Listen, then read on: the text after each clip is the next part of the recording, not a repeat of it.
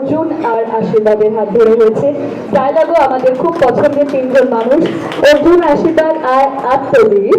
Choreographer আমাদের আরেকজন পছন্দের মানুষ রক্তিম গোস্বামী। হাতটা কিন্তু চলতে থাক, একদম তাই। এবং এছাড়া এই ছবিতে একটা খুদে হিরো রয়েছে, যে আরেকজন হিরোর পাশেই রয়েছে এবং বললো আমাকে যে অনেক বাইট দিয়েছি, আশা থেকে অনেককে আজকেও বাইট দিয়েছে, তাই ওর সাথেও কথা হবে, অর্জুনের সাথেও কথা হবে। তার আগে আমার মনে হয় যে আজকে ফাইনালি রিলিজ, কি বলবে? রিলিজ হচ্ছে, দেখতে বলবো এটাই। 21শে নভেম্বর রিলিজ হচ্ছে, প্লিজ দেখো। এবং বারবার দেখো তো বলবো না, কারণ এখন যা মাল্টিপ্লেক্সের টাকা খরচা করতে হয় সেটাতে বারবার দেখাটা একটু ডিফিকাল্ট। কিন্তু তুমি লোককে জানাও, একবার দেখে যদি ভালো লাগে তাহলে বন্ধুদেরকে জানাও, ফ্যামিলিদের সাথে দেখতে যাও। এবং 2 বছরের প্রতীক্ষার পর ডিপ ফ্রিজ আসছে, আমাদের কাছে বিশাল একটা আনন্দের খবর এটা। এই যে জাতীয় পুরস্কার পেলো, তুমি স্টেজে তখন বলছিল তুমি ভীষণ এক্সাইটেড হয়ে গিয়েছিল, মানে আকস্মিক জানতে পেরেছো, কি বলবে ওই এক্সাইটমেন্টের কথা? আমাকে অর্জুনদা ফোন করেছিল, ফোন করে যখন ফার্স্ট খবরটা জানা, আমি একটু আগেও বলছিলাম যে অদ্ভুত একটা ফিলিং হয়, কারণ জাতীয় পুরস্কার মানে এটা আমরা এতদিন পর্যন্ত দেখেছি অ্যানাউন্স করেছে লোকজন যে এই বছর জাতীয় পুরস্কার এরা পেয়েছে, সেখানে নিজের নাম, নিজের সিনেমার নাম থাকবে, সেটা মানে ভাবাটা একটা বিভৎস ব্যাপার, মানে ভীষণ ভালো লেগেছে। এই যে ডিপ ফ্রিজের কাহিনী একটু অন্য ধারার কাহিনী, একটু অন্যরকম বাস্তবিকতার ছাপ আছে, একটু যদি বলো, মানে গল্পটা বাছার পেছনে তুমি কি কিছু ভেবেছিলে, কোনো চিন্তা ভাবনা ছিল? মানে আমার মনে হয় 2025-এ দাঁড়িয়ে ডিপ ফ্রিজ খুব রেলিভেন্ট একটা সিনেমা, কারণ আমরা যেই সময় দাঁড়িয়ে আছি যেখানে সম্পর্কগুলো খুব ক্ষণিকের, মানে আজ আছে কাল নেই, সেই মুহূর্তে দাঁড়িয়েই যে ডিপ ফ্রিজ সম্পর্কে শীতলতার গল্প বলে, যে আজ একটা সম্পর্ক রাখতে কতটা এফোর্ট দিতে হয়। 2025-এ দেখি লোকজনের কাছে সময় নেই, মানে এই হয়তো একজনকে ভালো লাগলো, তারপরে আরেকজনকে ভালো লাগলো, একটু কারোর থেকে কিছু পেলো না, আবার একজনের কাছে জাম্প করে গেলাম। তো এই রকম জায়গায় দাঁড়িয়ে ডিপ ফ্রিজ আমার মনে হয় মানুষকে ওই বাস্তবিক যে কথাটা বললে বাস্তবিকতার সাথে যুক্ত করে। তোমার পছন্দের এই সিনেমার সব থেকে আমি গানগুলো আরও শুনবো, কারণ এই গানগুলো চট করে একবার শুনে কোনোক্ষণ শোনার মতো গান নয়। এই গানগুলো শোনার জন্য একটু সময়, একটু মন, একটু সিরিয়াসনেস দরকার, উইচ ইজ ভেরি ইম্পর্টেন্ট। আমি যেটা বললাম স্টেজ থেকে, যে এই সিনেমার কিন্তু অনেক কন্ট্রিবিউশন থাকে। সিনেমা যেরকম অনেক সময় মানুষকে ভাবায়, সিনেমা মিউজিককে সমৃদ্ধ করে, সিনেমা অনেক সময় মিউজিক থেকে সমৃদ্ধ হয়। তো এই যে বিভিন্ন আর্ট ফর্ম একে অপরের সঙ্গে মিলেমিশে সিনেমাটা তৈরি হয়, সেই জন্য সিনেমাটা ইম্পর্টেন্ট। তো সৌমরিত এবং বাকি যারা গান গেয়েছে, আমরা আজকে মৃত্যুকে পেলাম, ঐশিয়াকে পেলাম, এই তুমি ওনার নামটা বল, কাজু, ওনাকে পেয়েছি। ওনারা মানে দু একটা লাইন গেয়েছে, কিন্তু খুব আমার মনে হয় যে ওই যে ক্লাসিক্যাল বেসড বা একটু সিরিয়াস গান সেরকম তো সবসময় সিনেমায় ব্যবহার করা যায় না, কিন্তু এইখানে সেই জায়গাটা ছিল ডিপ ফ্রিজে। সেই জন্য আমি অর্জুন এবং সৌমরিতকে ধন্যবাদ।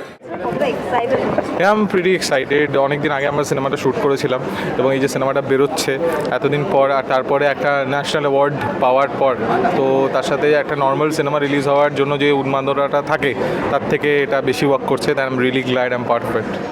ন্যাশনাল অ্যাওয়ার্ড পাওয়া একটা মুভিতে অভিনয় করলে Yeah. লাগছে? এটা অর্জুনের সিনেমা, তো আমি গ্ল্যাড যে ডেফিনেটলি কৃতিত্ব নয়, বাট আই এম গ্ল্যাড যে অর্জুন পেয়েছে। অর্জুন অনেক মেহনত করে বড় হয়েছে। অর্জুনের যে পাথ, অর্জুনের যে স্ট্রাগল, আর এবং অর্জুনের যে ফিল্মোগ্রাফি তুমি যদি দেখো, অর্জুন ধীরে ধীরে এই জিনিসটাকে বিল্ড আপ করেছে। এবং এখানে শুধু আমি নই, আবিরদা, তনুশ্রীদি, অনুরাধা, সবাই এতে অনেক এফর্ট পুট করেছে। এবং সবাই, আমি যতটুকু জানি, they are pretty happy and feel proud কি এই সিনেমাটার সঙ্গে অ্যাসোসিয়েট থাকতে পেরেছে। আজকে music launch, Yes. Already launch করে হ্যাঁ। তোমার পছন্দের মিউজিক চলে আসবে? আমার সে ঘর ভেঙেছে, ওই গানটা আমার খুব ভালো লেগেছে, ওই ঘর ভাঙার অঙ্গীকার। আমার রিদ্দা আমার খুব ফেভারিট একজন মিউজিক ডিরেক্টর, ওনার সঙ্গে আমি এর আগেও কাজ করেছি। একটা প্রজেক্ট আমাদের বেরোয়নি, বাট ওটা বেরোবে ভেরি সুন। অ্যান্ড এই সিনেমার গানগুলো না খুব, তুমি দেখবে একটা ইম্পর্ট্যান্ট অ্যাসপেক্ট। এবং ধীরে ধীরে এই মানে অনেক সিনেমা হয় যে রাতারাতি গান হিট করে যায়, যায়, বাট কিছু কিছু গান হয় যেগুলো টাইমলেস হয়ে যাবে। তো যখনই তোমার মন ভাঙবে দেখবে এই গানগুলোর কাছে ফিরে আসতে হবে। যেমন আমি দু একটা এক্সাম্পল দিই, যেমন শাহজাহান রিজেন্সির একটা গান আছে কিচ্ছু চাইনি আমি আজীবন ভালোবাসা ছাড়া, বা তারপরে ভালোবাসার মরশুম। তো সেরকম যে গানগুলো আছে না, আমরা বারবার ফিরে যাই। আমরা হয়তো সিনেমাটার গল্প ভুলে গেলেও গানটা ভুলি না। তো আমাদের যিনি মিউজিক ডিরেক্টর এখানে এমন কিছু গান পুট করতে পেরেছেন Hello. যে অনেক বছর পরও এই গানগুলোর কাছে আবার আমাদের ফিরে আসতে হবে। তোমার মন ভেঙে গেছে, তুমি এই জন্য মন অনেকবার মন আমার ভেরি ফ্রেজাইল। এখন কি ভাঙা মন রয়েছে? নো সেলোটেপড। আর সবশেষে দর্শকদের বলতে চাই যে আমাকে প্রডিউসার না কিছু কড়াকড়ি করলে আমি কাউকে বলি না সিনেমা দেখতে। আপনাদের নিজেদের সময়, নিজেদের টাইম, নিজেদের পয়সা। বাট আমি এই সিনেমাটার জন্য বলবো 21 নভেম্বর সিনেমাটা রিলিজ করছে।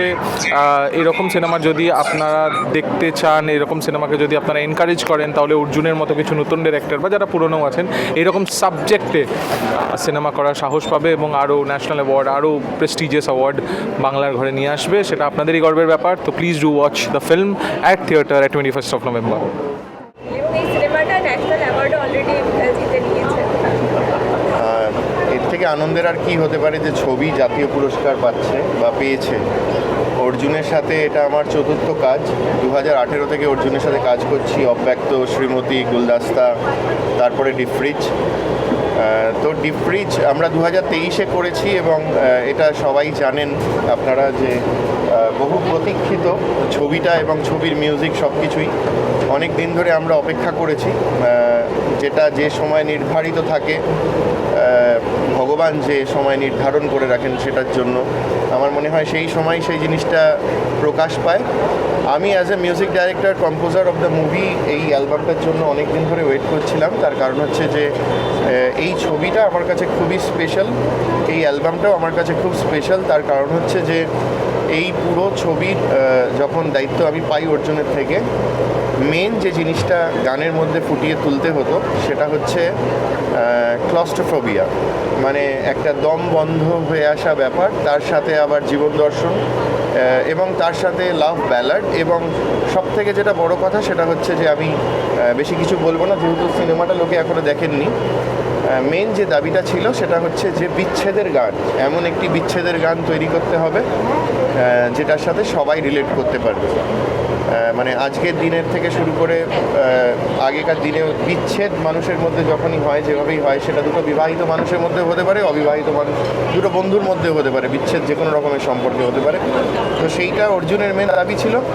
এবং পর্ষিয়া, মেঘলা, কাজল, তিনজন, মেঘলা যথেষ্ট প্রতিষ্ঠিত, পর্ষিয়াও নতুনদের মধ্যে খুবই প্রতিষ্ঠিত। যখন গিয়েছিল আমার কাছে তারা নবাগত ছিল, ইন্ডাস্ট্রিতে তারা 5-6 বছর কাজ করছিল এবং তারা অত্যন্ত ভালো কাজ করেছে, অত্যন্ত ভালো গেয়েছে। যখন আপনারা গানগুলো শুনবেন আপনারা বুঝতে পারবেন যে কতটা নিষ্ঠা নিয়ে তারা গানগুলো গেয়েছে। এবং আমি খুব আশাবাদী যে অ্যালবাম তো সমস্ত রকমেরই হচ্ছে এবং সমস্ত রকমের অ্যালবাম, অনেক ধরনের অ্যালবাম আমিও করার চেষ্টা করি সব সময়। কিন্তু প্রথমে এই অ্যালবামে এতগুলো যে গান থাকবে 4টে, সেটা আমি অর্জুন কেউই ভাবিনি। সিনেমাটা করতে করতে আস্তে আস্তে গানের প্রেক্ষাপটগুলো এসছে। প্রথমে 2টো গান ছিল, তারপরে আরেকটা গান যোগ করা হয় এটার সাথে, যেটা পর্ষিয়া গায়, যেটা এখন সিনেমার মেন ব্যালাড হয়ে গেছে, লাভ ব্যালাড, হার্ট ব্রোকেন।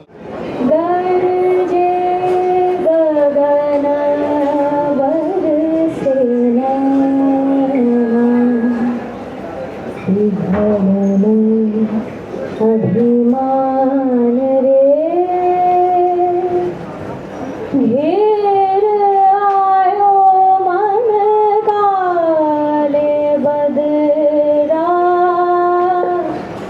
सावन अब साथ रे घेर आयो मन काले बदरा सावन अब साथ रे गरजे गगन बरसे नैना विघलन अभिमान रे क्या बात है।